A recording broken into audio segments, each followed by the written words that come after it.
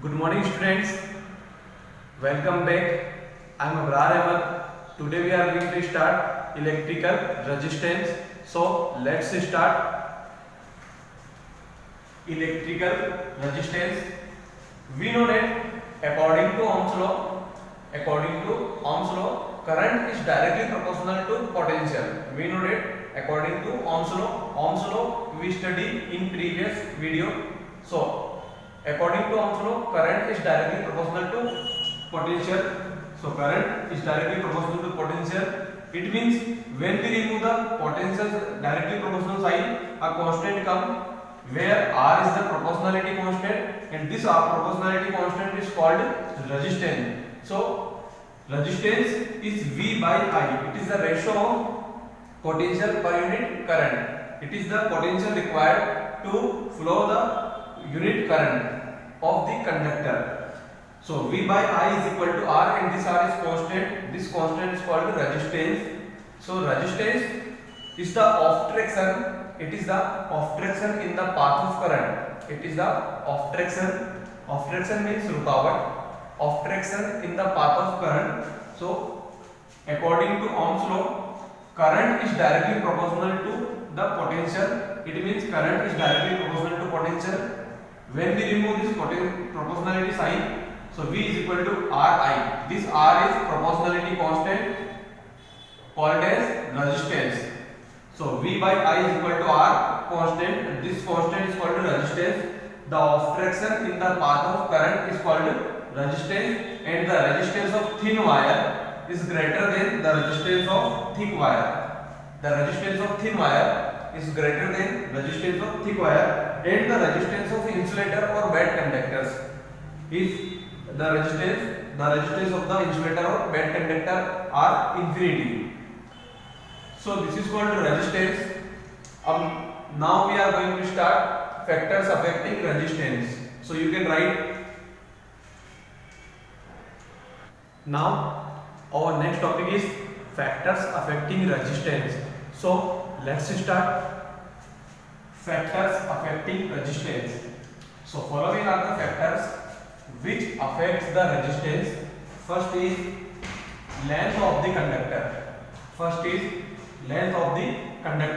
So the resistance of the conductor is directly proportional to the length of the conductor. It means resistance of the conductor directly proportional to length of the conductor. Second is area of cross section of the conductor. The resistance of the conductor is inversely proportional to the cross section area. Third, nature of the material of the conductor. Resistance also depends on the nature of the conductor. It means if the free electrons is more, so resistance is less. Because conductivity is more, so resistance is less. So nature of the material of the conductor. The resistance also depends on nature of material. If free electrons is more, then resistance is less. Fourth is on temperature of the conductor. On increasing the temperature, the relaxation time of the electron is less, so conductivity is more. On increasing the temperature of the conductor, the resistance of the conductor is increased.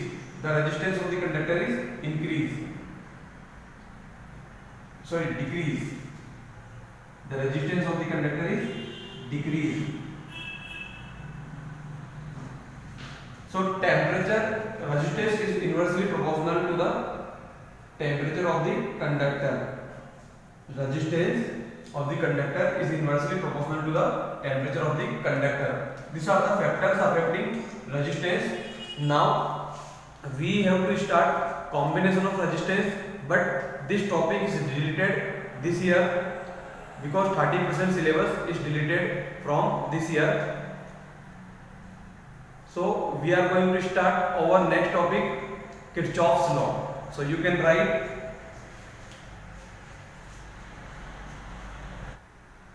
Now we are going to start Kirchhoff's law. Kirchhoff's law is one of the most important law Kirchhoff's law. In 1842, German scientist Kirchhoff gave two laws. In 1842, German scientist Kirchhoff's two laws. First is Kirchhoff's first law. Kirchhoff's first law is also called Kirchhoff's current law. Or in short, Kirchhoff's current law is called KCL. This is KCL. Kirchhoff's current law. One of the most important law. According to this law, the algebraic sum of electric current mitigate any junction is zero. The algebraic sum of electric current mitigate any junction is zero. It means sum of all current is zero at any junction. We are taking an example. This is the junction. This is junction. This is current 1 coming toward the junction. This is current 2 coming toward the junction. This is current 3 coming toward the junction. This is current 4 going away from the junction. This is I5 current going away from the junction. So the sum of I1 plus I2 plus I3 is equal to sum of I4 plus I5. It means total current coming toward the junction. Total current coming toward the junction is always equal to total current going away from the junction. I1 plus I2 plus I3 is equal to I4 plus I5. This is the total current I1 plus I2 plus I3 coming toward the junction is equal to the total current I4 plus I5 going toward the junction. So I1 as it is, I2 as it is, I3 as it is, this I4 and I5 becomes minus, so equal to 0. It means total sum of the current is 0. So this is Kirchhoff's first law. The total algebraic sum, the sum of algebraic sum of electric current, the algebraic sum of electric current meeting at any junction in a circuit is 0. In any circuit at any junction, the total sum of the current is 0. Now we are going to start Kirchhoff's second law. You can write this. Now second is Kirchhoff's second law. Kirchhoff's second law is also called Kirchhoff voltage law. Kirchhoff's second law is also called Kirchhoff voltage law, KVL, Kirchhoff voltage law, or it is also called Kirchhoff loop rule. Kirchhoff loop rule. So according to this law, the algebraic sum of product of current and resistance. The algebraic sum of product of current and resistance is equal to the total EMF of the battery. EMF means electromotive force. Electromotive force is the power of battery. So according to this rule, according to this law, in any closed loop, in any closed mesh or in any closed loop of electrical circuit, the algebraic sum of product of current and resistance, current and corresponding resistance in various branches is equal to the total EMF present in the given mesh. It means in any closed loop or mesh, the algebraic sum of product of current and corresponding resistance. Current, we are taking this example. This is resistance 1, this is resistance 2. In this branch, current I1 is flowing. In this branch, current I2 is flowing. So, sum of product of current and corresponding resistance. Current is I1. Its corresponding resistance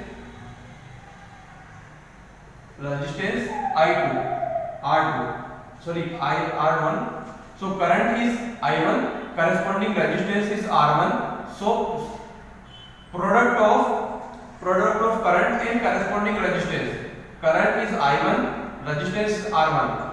Sum means plus I2 into R2 is equal to the total EMF of the battery.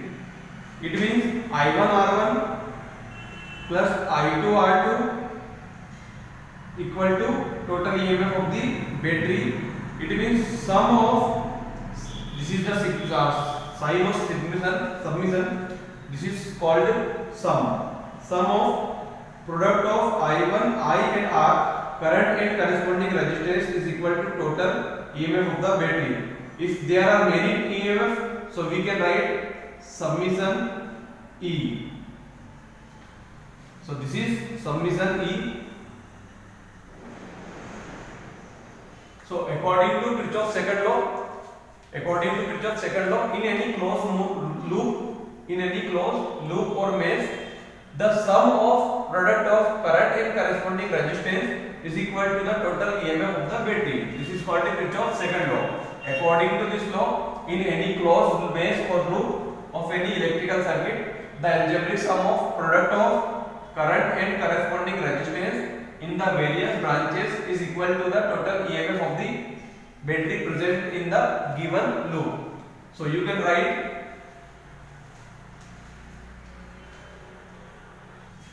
now. Our next topic is principle of Wheatstone bridge. So our next topic is principle of Wheatstone bridge. Wheatstone bridge is an important topic.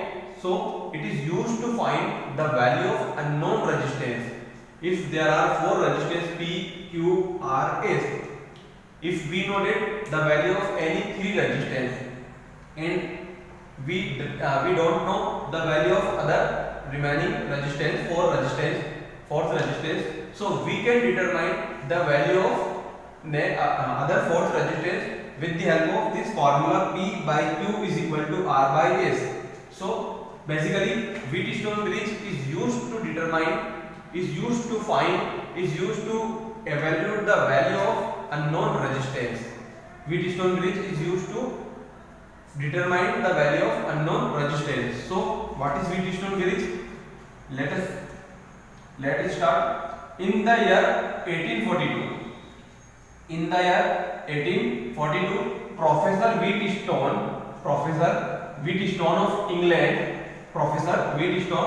of England gave a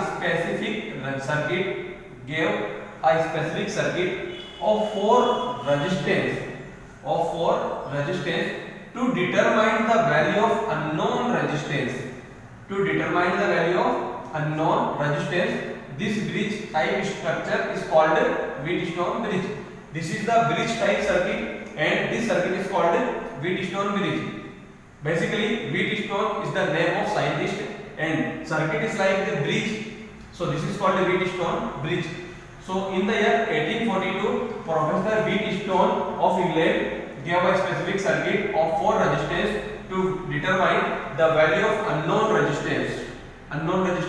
This types of circuit is bridge types of circuit. So this is called the Wheatstone bridge. Now in this arrangement, there are four resistors are connected in the four sides of the quadrilateral. So this is the side of quadrilateral. This is quadrilateral A, B, C, D. One side one resistance is connected, other side other resistance is connected, in third side third resistance is connected, and in fourth side fourth resistance is connected. So in one diagonal of the galvanometer is connected. There is a diagonal of the quadrilateral. So in this diagonal galvanometer is connected. You know that galvanometer is a device which is used to measuring the current. Galvanometer is the device which is used to measuring the current. So it is denoted by G. Galvanometer is denoted by G, and galvanometer is the device to measure galvanometer is the device to measure the current. So in one diagonal galvanometer is connected, in while other diagonal a battery. This is the other diagonal AC, but we are placing battery in this way. So in other diagonal, this is the types of quadrilateral. In one diagonal galvanometer is connected, in other diagonal battery is connected, but we are connecting this in this form. So in this other diagonal battery or cell is connected. The resistance also adjusts that the resistance are so adjusted that galvanometer does not show any deflection. We have to arrange these four resistance like that galvanometer does not show any deflection. In galvanometer, deflection is not present, is not occur. This situation is called equilibrium. This condition is called equilibrium of the resistance. So the value of unknown resistance can be found by the formula P by Q divided by P by Q is equal to R by S. P by Q is equal to R by S, or we can write P by R is equal to Q by S. This is the principle of Wheatstone bridge. So ultimately, Wheatstone bridge is nothing but the bridge which is used to find the value of unknown resistance. Wheatstone bridge is used to find the value of unknown resistance. There a quadrilateral is used. In one side of the quadrilateral, first resistance is used. In second side of the quadrilateral, second resistance is used. In third side of the quadrilateral, third resistance is used. And in the last side of the resistance, fourth resistance, last side of the galvanometer, fourth resistance is used. Now there are four resistance are placed side of the galvanometer, side of the quadrilateral, and there is a one diagonal. In one diagonal galvanometer is used, and in other diagonal a battery or cell is used. So galvanometer also adjust, resistance also adjust that galvanometer does not show any deflection. Galvanometer is a device which is used to measuring the current. So resistance also adjust that galvanometer does not show any deflection. Now this arrangement is called equilibrium. This arrangement is called equilibrium. So we can find the value of unknown resistance. If R is unknown, we can find the value of R. If P is unknown, so we can find the value of P. And if S is unknown, so we can find the value of S. If any resistance are unknown, then we can find the value of that resistance. So this arrangement is called Wheatstone bridge. Now you can write this theory. Now this chapter is completed. We will start our next chapter in next video. Thank you.